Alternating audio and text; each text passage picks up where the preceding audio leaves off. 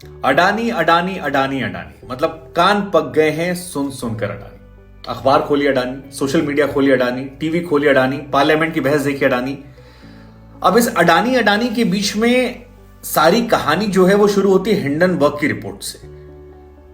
तो हमें लगा कि क्यों ना आज हम आपको एक सरल भाषा में वीडियो बनाकर यह समझाएं कि हिंडनबर्ग की रिपोर्ट में गुरु ऐसा क्या आया था, क्या गंभीर आरोप लगाए थे जिसकी वजह से अडानी को लेकर इतना बवाल कटा हुआ है। और साथ ही आपको यह भी बता दें इस आसान सी भाषा वाले वीडियो में कि अडानी की तरफ से क्या उसके बाद बताया गया कि भाई कितनी कहानी सच्ची कितनी झूठी। तो इस वीडियो को सुनिएगा, इस वीडियो को शेयर कीजिएगा, क्योंकि इस वीडियो में ज्ञान नहीं है, सरल शब्दों में कहानी है उस अडानी की जो 2 नंबर से 20, 22, 24 पहुंच गए। तो सबसे पहला आरोप जो है हिंडनबर्ग ने लगाया है अडानी पर वो है स्टॉक मैनिपुलेशन का, शेयर की हेराफेरी का। मतलब आरोप यह है कि कंपनी खुद ही अपने शेयर खरीदती है, उसकी वैल्यू हाई करती है, लोगों में उत्सुकता आती है और जितनी उनकी ओरिजिनल वैल्यू है उससे कहीं ज्यादा हो जाती है। अडानी पर आरोप है कि 218 बिलियन यूएस डॉलर यानी 17,80,000 करोड़ रुपया जो है वो उन्होंने स्टॉक मैनिपुलेशन के जरिए, उन्हीं के जरिए शेयरों को उतार चढ़ाव जो है ये हुआ है और इतना बड़ा ये फ्रॉड हुआ है जिसकी वजह से 13% तक उनकी आमदनी जो है वो बढ़ गई और इसी वजह से कहा वो पीछे थे, बढ़ते बढ़ते बढ़ते बढ़ते वो नंबर 2, नंबर 3 तक पहुंच गए। दूसरा अडानी पर आरोप यह है कि अडानी के 7 कंपनियों के शेयर जो हैं वो 819 गुना दाम बढ़ गए, जबकि हिंडनबर्ग की रिपोर्ट ये कहती है कि अडानी की तमाम कंपनियों ने मार्केट से, बैंकों से बड़ी मात्रा में कर्जा ले रखा है।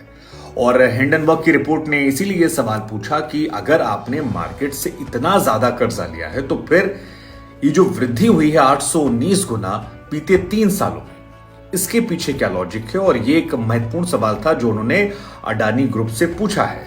अडानी पर अगला आरोप यह है कि मॉरिशस, कैरिबियन कंट्रीज में यहां पर अडानी ने बड़ी मात्रा में शेल कंपनियां बनाई टैक्स हेवन देशों में। अब टैक्स हेवन देश, शेल कंपनियां, थोड़ा सा कान के ऊपर गुजर रहा होगा तो बता दें कि टैक्स हेवन देश वो होते हैं जहां पर कंपनी को बताना नहीं पड़ता कि जो पैसा है ये कहां से आ रहा है, किस लिए पैसा था, कहां से अर्न किया गया। मतलब बड़े आराम से सारा काम हो जाता है और बहुत ही लिमिटेड टैक्स देना पड़ता है। और शेल कंपनी वो होती हैं जो फर्जी कंपनी जिन्हें आप कह सकते हैं, जिनका कोई आधार नहीं होता, जिनका कोई अता पता नहीं होता, कागजों पर जो चल रही होती है। और अडानी पर यही आरोप लगे हैं कि शेल कंपनियां बनाकर टैक्स हेवन देशों के जरिए अपने ही ग्रुप में पैसा लगाया, जिससे उनकी ब्रांड वैल्यू बढ़ गई।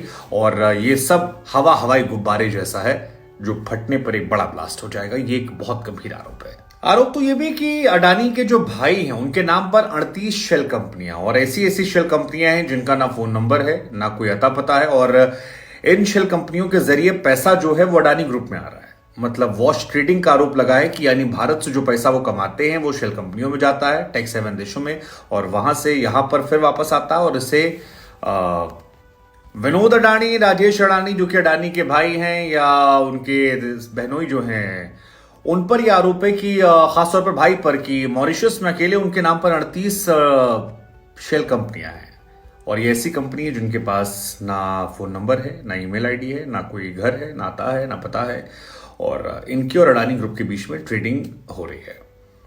दरअसल ये लोग एक तरीके से कहें तो वॉश ट्रेडिंग करते हैं। वॉश ट्रेडिंग को आप आसान समझ सकते हैं कि भारत में जो पैसा कमाया गया उस पैसे को वो शेल कंपनीज में लगाते हैं और शेल कंपनीज के जरिए यहां पर इन्वेस्टमेंट होता है, शेयर को कभी बेचना हुआ या खरीदना हुआ। और इससे लोगों को लगता है कि इस कंपनी का शेयर जो है उसकी डिमांड जो है वो बहुत ज्यादा है, और जब डिमांड ज्यादा होती है तो फिर लोग इन्वॉल्व हो जाते हैं और इस वजह से शेयर के दाम जो है, जबकि हिंडनबर्ग कहती है कि ये एक माया जाल है।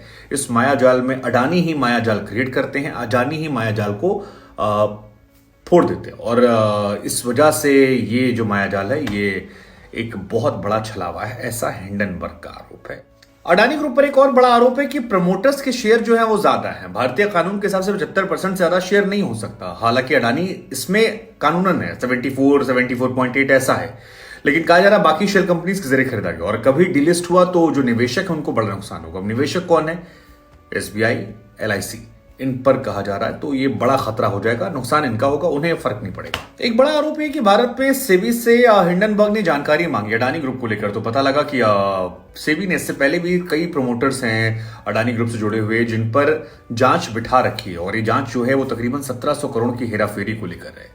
इसके पहले भी 4 बार अडानी पर मामले बने हैं जहां पर मनी लॉन्ड्रिंग और बहुत सारे आरोप जो हैं वो लगे हैं, और हिंडनबर्ग का ये कहना है कि सेबी के जरिए जानकारियां जो हैं ये दी गई हैं। तो यानी अडानी पर 4 बार पहले भी जांच बैठी है जिसमें मनी लॉन्ड्रिंग, टैक्स चोरी और कई तरह के फ्रॉड के मामले हैं, ऐसा हिंडनबर्ग का आरोप है। और आखिर के 2 बड़े आरोप जो हैं वो ये है कि एक तो उनका जो चीफ फाइनेंशियल ऑफिसर है कंपनी का अडानी ग्रुप का, वो बहुत जल्दी बदल रहा है।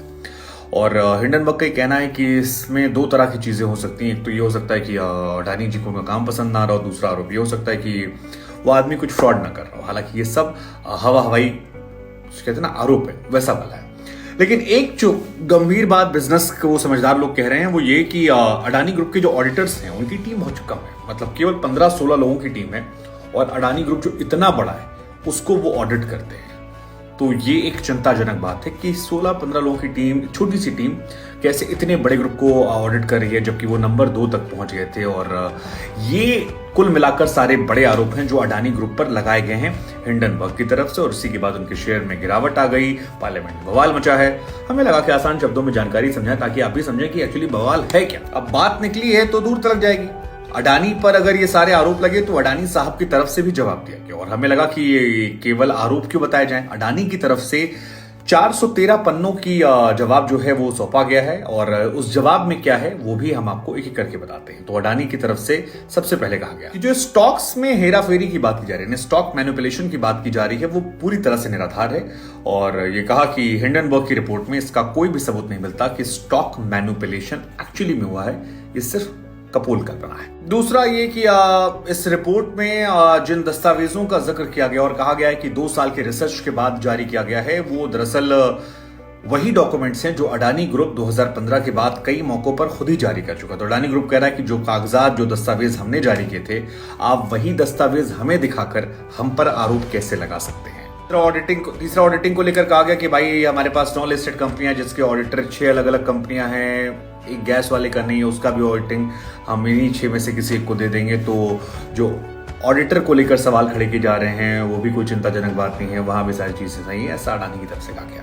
एक बड़ा आरोप ये लग रहा था कि कर्ज लेकर सारा शेयर खरीद लिया गया। तो उस पर कहना है कि टोटल 4% से प्रमोटर के कम का ये कर्ज है, और कर्ज वाली जो बात है ये इतनी बड़ी नहीं है जितना बड़ा इसको बना दिया गया है। ये अडानी ग्रुप की तरफ से कहा है केवल 4% हमारे प्रमोटर्स का ही कर्ज है, बाकी ऐसा कुछ नहीं है। तो ये चिंता था। और आखिरी बात जो अडानी जी ने कही वो ये कि लिस्टेड कंपनियां हैं उनकी आय से छेड़छाड़ नहीं की गई है, बैलेंस शीट छेड़छाड़ नहीं की गई है। साथ ही इसमें राष्ट्रवाद की बात कही, कहा कि ये जो एक्चुअली हमला है ये भारत की राष्ट्रीय एकता अखंडता पर हमला है, क्योंकि भारत को इंसान बहुत तेजी से बढ़ रहा था, लिहाजा फॉरेन कंपनियां जो हैं वो नहीं चाहती हैं कि भारत इस तरह से विकसित करे। और यही बात कमोबेश वीरेंद्र सहवाग और सदगुरु की तरफ से भी कही गई कि ये भारत पर हमला, गोरों और फिरंगियों का भारत पर हमला है। लेकिन हमारी कोशिश थी कि आपको समझाएं कि अडानी ग्रुप पर क्या आरोप लगे हैं, अडानी ग्रुप ने क्या रिप्लाई किया है, और इन दोनों बातों को समझने के बाद निष्कर्ष जो है वो हम आप पर छोड़ देते हैं, उसमें हमारा कोई ज्ञान नहीं होगा। आप बेहतर हैं, समझदार हैं, तय कर लीजिए। अडानी ग्रुप के शेयर्स जो हैं वो गिरे लेकिन फिर उठे भी हैं। पार्लियामेंट में बवाल चल रहा है, लेकिन इस बवाल, हंगामे और सारी चीजों के बीच में कहानी जो थी गुरु वो असली यही थी। वीडियो शेयर भी कीजिएगा ताकि और भी लोग जान पाएं। सच कम लोग बताते हैं, माहौल ज्यादा बताते हैं, तो हमें लगा कि जो सच है वो हम आपको बताएं ताकि आप अपने आप में समझ के एनालिसिस करें। बाकी दुनिया तो ज्ञान बांट ही रही है, हम क्या ही दें आपको, समझदार आप हैं। जय हिंद, जय भारत।